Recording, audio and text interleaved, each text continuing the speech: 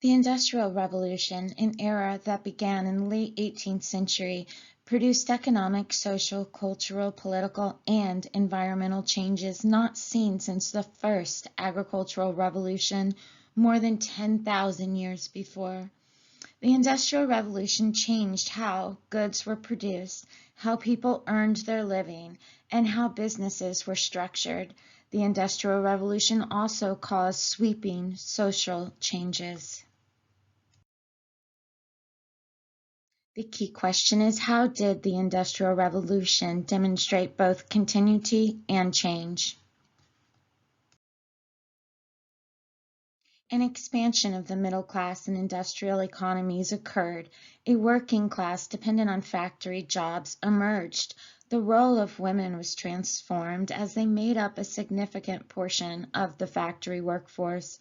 Politically, the Enlightenment proved to be a long-lasting and influential intellectual movement that influenced events during the Industrial Revolution.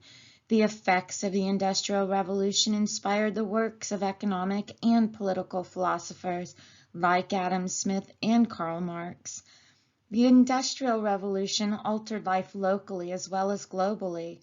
Rivalries among nations, which had existed previously, continued into and throughout this era, leading to political and economic conflict. Additionally, rigid social orders based on economic or ethnic status continued within industrial economies. The Industrial Revolution transformed the production and consumption of goods. In Western Europe, access to abundant natural resources, transoceanic trade routes, and financial capital, combined with an increasing population, resulted in a leadership role in industrialization. The scientific revolution, begun in the previous era and influenced by scientific knowledge, transferred to the West from the Islamic world, helped to bring about inventions that would lead to the establishment of the factory system and the mass production of goods. However, the invention of machines used to mass produce goods meant a change from an era of skilled artisans working at their own pace to craft unique and well-built products. With automation, many factory jobs required only unskilled labor, working on an assembly line, doing repetitive tasks to produce identical goods. As a result, many consumer goods were now more readily available, more affordable, and in greater variety than ever before. New methods of industrial production associated with the Industrial Revolution spread and changed the economies of other areas of the world outside of Western Europe. As a result, the United States, Russia, and Japan experienced increased industrial production and built more railroads. In the cases of Japan and Egypt, industrialization was encouraged through state-sponsored efforts to modernize their economies with varying degrees of success. However, the industrial economies of Western Europe and the United States continued to dominate the global economy, while the manufacturing output of Middle Eastern and Asian economies declined. Some regions of the world continued to produce minerals, crops, and other resources they had done in previous times. Latin America and Africa were important sources of minerals and metals used in industrial processes. Cotton from Egypt, South Asia, and the Caribbean was grown and exported to Great Britain and other European countries. Southeast Asian areas continued to be sources for spices, but also for rubber, tin, and timber. New sources of raw materials were also made possible by the invention of the steamship and steam locomotive. Maritime trade was made faster and cheaper due to steam power, and railroads built in interior regions helped to access and exploit previously untapped natural resources. Other inventions, such as the telegraph, helped to improve communication across these far-flung and sometimes remote areas. These and other technological innovations made the movement of goods and people easier and cheaper, and led to an increase in global trade. Western Europe began to change from a mercantilist economic system designed to make a country wealthy through tightly regulated trade to a capitalist system in which private companies were more free to pursue their own profits. Philosopher and political economist Adam Smith believed that the private pursuit of profit would result in general prosperity. While industrialism and capitalism produced great wealth overall, many people had hard, short lives. In response to this suffering, many reformers argued for changes. One of these was the German philosopher Karl Marx. He argued that the working class, whom he called the proletariat, were being exploited by the capital class or bourgeoisie. He called for workers to unite and take control of the means of production, a change that would revolutionize society. Industrialization caused significant changes to social structures of Western Europe and later the United States. Prior to industrialization, the population of Western Europe was primarily rural and involved in farming. As factories were built in urban areas in greater numbers, mainly due to a new steam engine designed and invented by James Watt, agricultural workers soon migrated to find employment in these industrial cities. As the Industrial Revolution spread, the need for factory labor increased. An industrial working class emerged. Members of this class were paid low wages, worked long hours in poor conditions, lived in squalid housing, and resided in crowded and polluted parts of the new industrial cities. Much of their daily lives revolved around their jobs in the factories. This was a change from the agricultural economy of the previous era, when farmers and farm laborers could more or less set their own work schedule based on the seasons.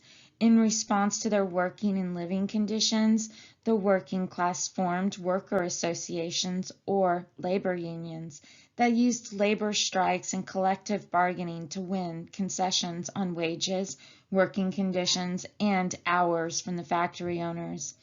Along with the emergence of an industrial working class, the Industrial Revolution also changed the size and makeup of the middle class. In pre-industrial society, the middle class was often made up of professionals such as doctors and lawyers, as well as local merchants or shopkeepers. As industrialization occurred, while these pre-industrial occupations continued to be part of the middle class, other occupations were added to it, including the middle management of factories, banks, insurance companies, shipping agents, and, of course, trading companies. The Industrial Revolution also transformed social hierarchies in the period from 1750 to 1900. Wealthy owners of industrial companies who made money from investments rather than from the land overtook the aristocracy in wealth and prestige. These capitalists soon made up the highest of the upper class in industrial societies.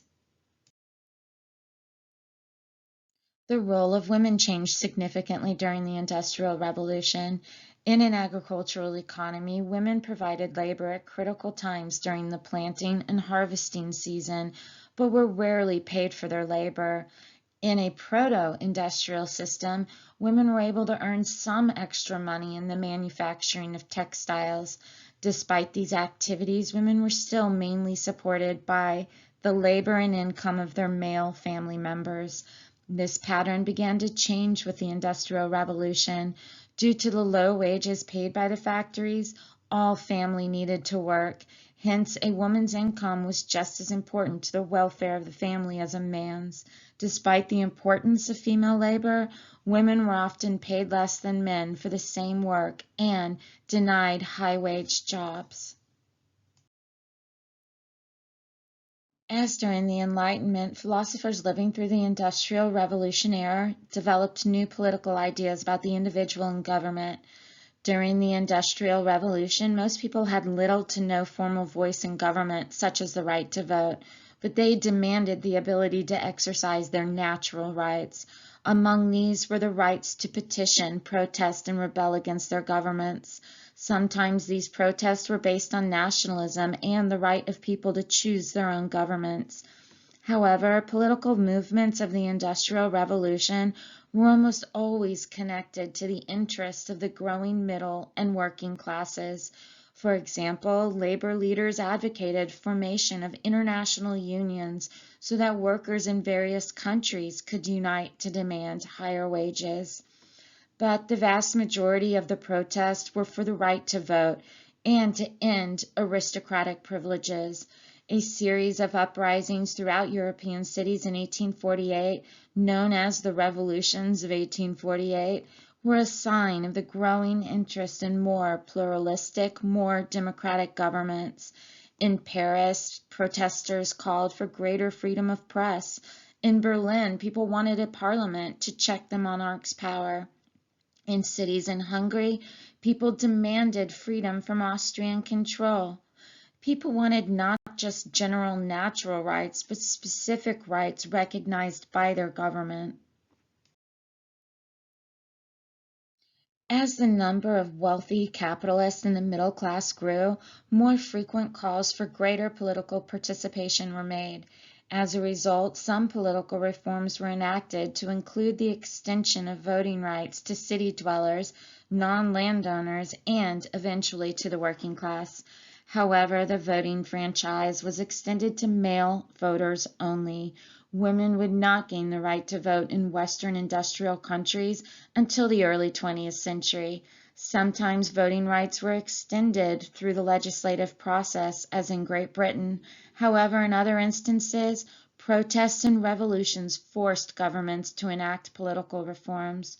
One factor in all of these political reforms was the size and influence of the middle class. In countries where the middle class was large and economically significant, democracy emerged. However, in regions where the middle class was small or insignificant, dictatorships remained in place. Reforms that began in one country often spread. For example, Otto von Bismarck's social reforms spread throughout Europe and eventually the world. All industrializing nations grappled with new challenges that factory life introduced. Among these nations, Germany implemented the most comprehensive set of social reforms to protect industrial workers. Under the leadership of Chancellor Otto von Bismarck, Germany started workers' accident compensation insurance, unemployment insurance, and old age pensions for employees. Bismarck was concerned that if his government did not address these problems, socialists and more radical citizens would demand stronger government action. Another effect of the expansion of voting rights was the emergence of political parties that represented the working class. These labor parties advocated for minimum wage, shorter work days, paid sick and holiday leave, better working conditions, and health and unemployment insurance.